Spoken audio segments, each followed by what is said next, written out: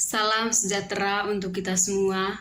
Perkenalkan, nama saya Benedikta Nining, NIM 21030300025, kelas A, semester 2, Prodi Sosiologi, Fakultas Ilmu Sosial dan Ilmu Politik.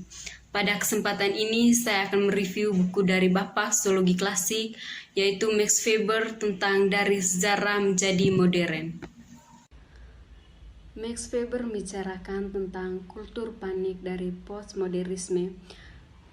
Masalah utama dalam sosiologi Weber adalah tidak adanya analisis proses demokrasi, tentang bagaimana Weber tetap skeptis jika tidak diremehkan.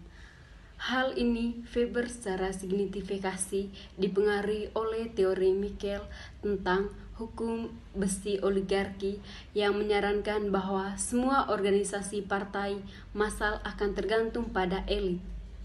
Tujuan utama Weber pada tahap ini untuk menarik perhatian pada beberapa hal di mana evaluasi ambigas dan ambigu dari modern memberikan secara panik modern daripada patriotisme.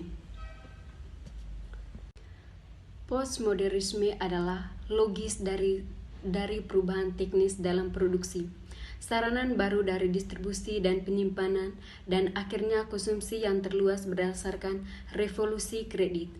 Kita dapat mendefinisikan modernitas sebagai rasionalisasi. Definisi part modernity berbeda dengan modernitas sebagai efek dari modernisasi dan dapat didefinisikan modernisasi Weber sebagai rasionalisasi. Selanjutnya, Weber membicarakan tentang sosiologi sejarah. Weber memberikan perspektif yang lebih positif tentang sosiologi sejarah. Weber dengan mencoba mengidentifikasikan beberapa fitur utama dari keilmuan yang telah dibentuk secara mendalam oleh keterlibatannya dengan varisan Weber. Karakteristik pertama yang paling mencolok adalah berkembangnya kecanggihan interpretasi kontemporer tentang sifat atau tujuan sosiologi. Sosiologi umum Weber.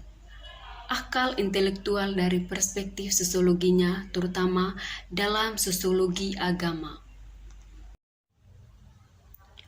Teori Weber yang menyarankan fitur-fitur berikut sebagai kondisi yang diperlukan untuk kapitalisme rasional. Yang pertama, pasar tenaga kerja bebas di mana pekerja upaya terpisah dari alat-alat produksi dan menjual hasil kerja mereka kepada majikan. Yang kedua, menyediakan ruangan tanpa hambatan untuk pertukaran administrasi. Yang ketiga, ekonomi uang menyediakan perhitungan yang tepat untuk pertukaran komoditas. Yang keempat, sistem hukum yang rasional untuk menjamin stabilitas perdagangan dan pengaturan administrasi. 5. Keberadaan teknologi berbasis ilmu pengetahuan untuk mekanisasi produksi dalam sistem pabrik dan budaya. Penguasaan dunia etika pada Protestan yang menciptakan konsepsi anti-tradisional tentang panggilan bisnis dan membuat uang bersih secara etis. Yang keenam, masalah dalam sosiologi ilmu pengetahuan Weber terhadap teori asal-usul kapitalis ini telah diklaim bahwa ilmu pengetahuan alam dirangsang oleh kekuatan anti-magis dari teknologi Protestan dan oleh konsepsi dalam alam semesta sebagai sistem hukum yang rasional. Dalam bukunya, Max Weber juga menjelaskan tentang negara, sains, dan ekonomi dalam masyarakat tradisional. Dalam sosiologi Max Weber, kondisi sosial yang mendorong pertumbuhan kapitalisme rasional, kota-kota bebas, kelas perdagangan yang otonom, hukum rasional, dan etika penguasa dunia. Biasanya diasosiasikan dengan kemunculan sains modern. Hubungan antara sains dan kapitalisme telah dirumuskan dalam kerangka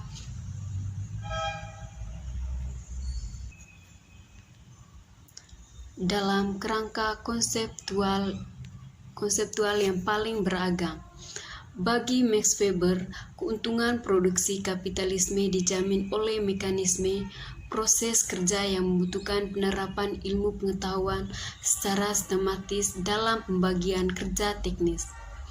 Dalam cara yang sama, meskipun Weber tidak percaya bahwa kepentingan kapitalisme adalah penyebab langsung dari perkembangan ilmiah, ia menggantikan bahwa perhitungan rasional dari faktor-faktor teknis dalam produksi industri bergantung pada kekasan ilmu pengetahuan modern, khususnya ilmu-ilmu yang didasarkan pada dalam matematika dan ilmu pengetahuan alam. Catatan konvensional tentang konsep rasionalisasi Weber biasanya sepihak dalam memberikan keunggulan pada keyakinan rasional dalam proses modernisasi. Bagi Weber, rasionalisasi juga memiliki dimensi kelembagaan, struktural, dan ekonomi yang khas. Misalnya, aspek rasionalitas kapitalisme melibatkan pemisahan kerja dari alat-alat produksi yang menunjukkan pelaksanaan disiplin atas kerja dan dasar untuk perhitungan upah yang rasional. Dengan demikian, pemisahan kerja mental dari kepemilikan laboratorium adalah fitur penting dari rasionalisasi sains di universitas modern. Jadi, Weber dalam kuliahnya tentang sains sebagai panggilan melihat kebangkitan birokrasi ilmiah di bawah manajemen tertinggi negara modern sebagai ilustrasi intelektual yang diubah menjadi spesialis. Komentar Weber tentang asal-usul dan perkembangan ilmu alam biasanya didominasi oleh analisis struktur sosial yang kontras daripada sistem kepercayaan yang dikontrakan. Meskipun kapitalisme mungkin telah bertindak sebagai pendorong, kondisi sains dan teknologi yang rasional membutuhkan fakta yang berbeda, fakta yang berabad-abad.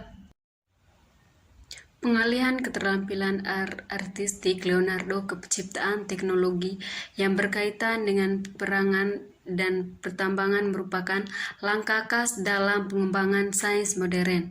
Tetapi eksperimen ini mengandaikan ketersediaan sains seperti matematika yang telah berkembang di peradaban India dan Arab. Penjelasan Weber tentang asal-usul ilmu pengetahuan dan pelayanan terhadap akumulasi kapital memberi kita penjelasan yang khas. Weberian kombinasi dari keadaan historis yang sangat tergantung dengan perkembangan rasionalisasi. Sosiologi yang menyeluruh, rasionalitas teologis didorong oleh kontingensi dalam bentuk Protestan, kota urban, persyaratan teknis dalam navigasi, pertambangan dan perbankan dan negara birokrasi yang dapat mendorong ambisi ilmiah ke arah aplikasi industri. Max Weber juga menjelaskan tentang politik tubuh sukarelaksasi badan berdaulat. Di sini kita dapat mengkonseptualisasikan perkembangan historis kekuasaan politik dalam hal osilisasi antara tubuh suci penguasa dan badan kedaulatan warga negara Indonesia. Rasionalisasi Weber tesis menunjukkan bahwa modernisasi politik melibatkan dekralisasi politik dengan perkembangan sekuler demokrasi.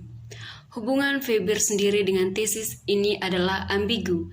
Dalam kasus khusus Jerman, Weber takut bahwa warisan Birmas akan menjadi kemenangan sangkar besi birokrasi. Tubuhnya dominasi mesin partai di era demokrasi massa, kemundurannya kepemimpinan di inovatif dengan hukum besi oligarki, dan kematian Jerman sebagai dunia kekuasaan dalam perebutan kekuasaan kolonial. Meningkatkan kecemasannya tentang stagnasi politik Jerman, Weber menganjurkan pembatasan bentuk pemerintah kerakyatan, yaitu demokrasi plebiscitary yang memiliki sedikit kendali atas proses politik. Oleh karena itu, politik masih akan sangat bergantung pada orisitas karismatik seorang pemimpin. Sementara Weber mengakui bahwa modernisasi melibatkan beberapa derajat sekularisasi. Teorinya bertentangan. Berneogisasi politik membutuhkan intervensi karismatis wewenang untuk menghindari serangan politik. Namun, Weber tidak mengkonseptualisasi kekuatan karismatik ini di dalam istilah kekuatan simbolis tubuh. Kesinambungan di dalam sejarah politik orientasis badan membutuhkan menjelaskan tentang bagaimana sistem politik itu